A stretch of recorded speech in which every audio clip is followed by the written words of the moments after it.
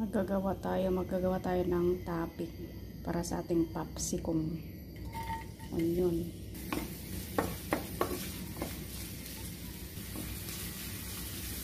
Mushroom.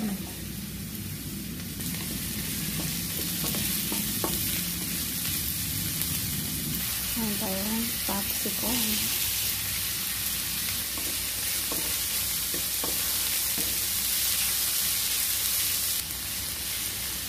Black pepper, paprika, cayenne pepper,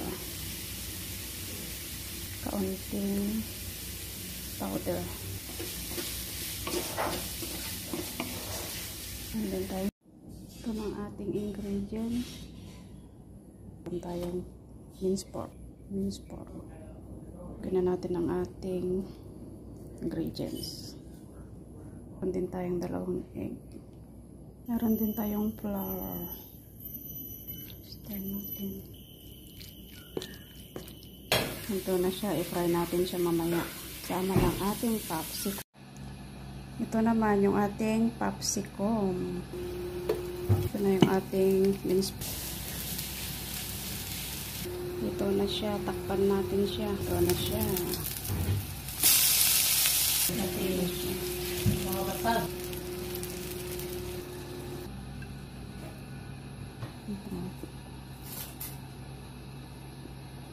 Ketchup.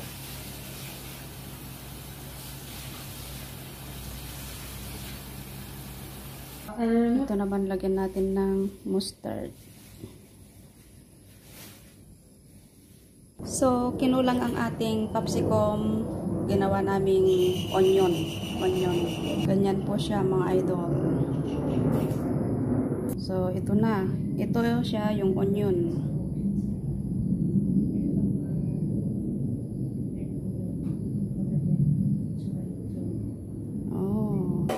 Garnisan natin siya ng parsley. Ito.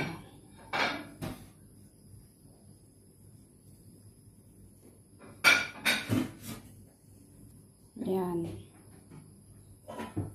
Magkakaibang sauce.